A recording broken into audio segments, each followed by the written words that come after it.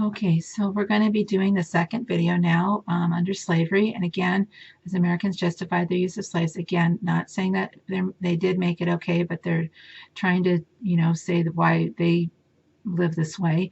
And the third video will be on slaves rebelled by coping and cope by rebelling. So we did talk about how a lot of people thought slavery would die on its own because a lot of the northern states, all the northern states made it illegal. But as we know, it did hold on.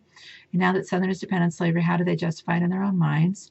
The next two topics, extremely difficult ones. I've tried to redid this and redid this and redid this and worked with my department to try to just present this material as well as I could. So I'm hoping this goes well. Please, understand, again, super difficult topic, but it needs to be covered. So how did Southerners justify their abuse of slave women in their own minds? Again, we're not justifying it. We're not saying it's okay. But we're trying to understand how Southerners thought and why do so many more men than women escape? That's kind of an interesting one. And then the third video, like we keep on saying, is how did slaves cope and how did the cult of domesticity in the North encourage abolitionism? Okay, so here are two slave women, enslaved women. One in the left is working in the house. The one on the right is working out in the fields. What Southerners did is they took the cult of domesticity and they made it extreme. So remember the cult of domesticity for the white girls, we have the bad girl and the good girl. Well, what they did with the enslaved women is they called them the Jezebel, in other words, endlessly sexual. So remember the white middle-class women supposedly were completely sexless, and that's going to happen until the 1920s. They're going to believe that about white women. And then the mammy, but not with the slave women, right? They're supposedly endlessly sexual. And then the mammy is the ultimate mother, right? Taking care of the children. Okay, so we're going to look at these two stereotypes. And first off with the Jezebel, how did slave owners use events in slave women's lives to justify their abuse in their own minds, right? So what I want you to do is try to brainstorm. Remember I told you there's going to be some brainstorming. So African conditions. What were Africans' marriage practices? How did they dance? How did the women dress? So just kind of brainstorm that. You're not really going to get one wrong on this, okay? I just need you to kind of think about that. And the deal here is that white people used how Africa married and danced and dressed to say, look, these women are sexual, right? They justified that in their own minds. So primary purpose of a woman in a slave owner's mind, how could sleeping it would be to bear children. So remember I told you that in most other places, mostly men would die very early at 23, and there weren't even that many women coming over. But in America, they lived and they reproduced. So a big reason why you buy a slave woman is to reproduce. How could female slaves' ability to bear children benefit the slave owner?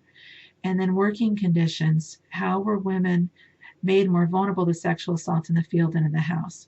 So with the primary purpose, by the way, they would set them up, a woman and a man, and say, you need to bear slaves or I'm going to sell you. So I have a lot of stories about that. Obviously, the master also could be, reproducing his own. But with the working conditions, this would be, things about rape, right? Okay. Now, question 2A, think about a slave concubine and think about an enslaved woman that is being used for sex. Again, sorry, this is so horrible. How were the following elements in their lives affected? So the relationship with the master's wife, the relationship with their own husband, relationship with the other enslaved, the relationship with any children which might result. And then with the slave mammy who cared for the master's children, how were the following elements in their lives affected? Relationship with the master's wife, with their own husband, with the other enslaved, with their own children. Okay, so just kind of brainstorm that so you can think, what were their lives like? Okay, so here's a few pictures. This is an enslaved woman who is taking care of a child who probably owns her. So, think about, what is going on in her head, right? Okay, here's an interesting picture where the slave owner has decided to put the slave mammy in the picture as in place of the mother.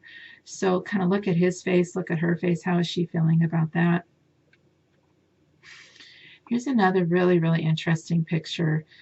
So this man cannot have children with this woman. So supposedly she gave permission that he is now with the slave woman. So there's probably, I'm sure a lot of abuse on both sides, right? The slave, I'm sure the woman didn't really want this, and the slave woman definitely didn't want this. So the man now has these two girls. But this picture I got from AAA book that was a woman talking about her family and that she is a descendant of this. So what she was realizing is that she just is a descendant of the white people too. And when she met, her white relatives, just, what she was thinking, and, is very interesting. Okay, this picture is very important to me. I've covered this woman up, but she is wearing a very, very expensive dress. And what was happening during this time of scientific racism is that these social scientists, quote unquote, right? I don't think they're really that great of scientists, is they would go to a slave owner's house and say, I want to take pictures of of slaves. And so they're making her take her top off and just look at her face, just like any one of us, right? If we had to, disrobe, men think about it too, right? Women, how is she feeling? So no matter if she's on the top of the house, with this beautiful dress on, she's still treated like, she's property. Okay, so we're going to talk for a minute about one of your sources, Incidents in the Life of a Slave Girl. A lot of people really like this. So how did the master treat her? How did the mistress treat her? She did get away. Let me just show you. So Harriet Ann Jacobs, in the book, she's called Linda Brent, but she was enslaved. And I'll show you by James Norcom. This is this guy here. This is her want ad, right? It says in the middle, she speaks easily and fluently and has an agreeable carriage and address. Being a good seamstress, she has been accustomed to dress well. By the way, a dress meaning like the way she holds herself. So we will talk about that, but she was abused, as you guys know, by the master. You'll read that. And even the mistress, the slave owner's wife, didn't have any pity on her. We'll talk about that. So please, get a quote from that, right? But she was able to escape. She had two children, not by the slave master, but by another man in town. It was a little bit more, I don't want to say consensual, because that's really difficult, because there's always a power relationship, but it wasn't by the master. Let's just put it that way. I don't think she called it a rape, though. But anyways, it's too complicated, right, to know what other people's relationships are like. But anyways, she did not want to leave until her children were okay. So she lived in her grandmother's attic for 7 years and watched to make sure her children are okay. When they escaped, she escaped. So she went north, and then she wrote that book. And yeah, so it's a very, very good story that I think it's interesting. Okay, so one of the last things that's pretty upsetting is William Harper was a defender of slavery, and this is why he says I don't even want to read it. So if you want to read this, go ahead, or if you don't want to, it's okay. I understand. Okay, so now we're going to talk about why more men than women escaped. And these are two studies. One is where 3/4 of the runaways were men in 1730 South Carolina, and within 80 years in Virginia, about 10 times more men than women were runaways. So what I want you to do is please come up with 4 reasons why you believe more men than women escaped. And I'm going to give you the answers in the video 3, which is next week. So yeah, so please do that, and then you'll see the answers. But just if you brainstorm, you'll be fine. Okay, I just want to thank everybody for going through this with me. It's I've rewritten this so many times, and it's just such a hard topic. But thank you very much.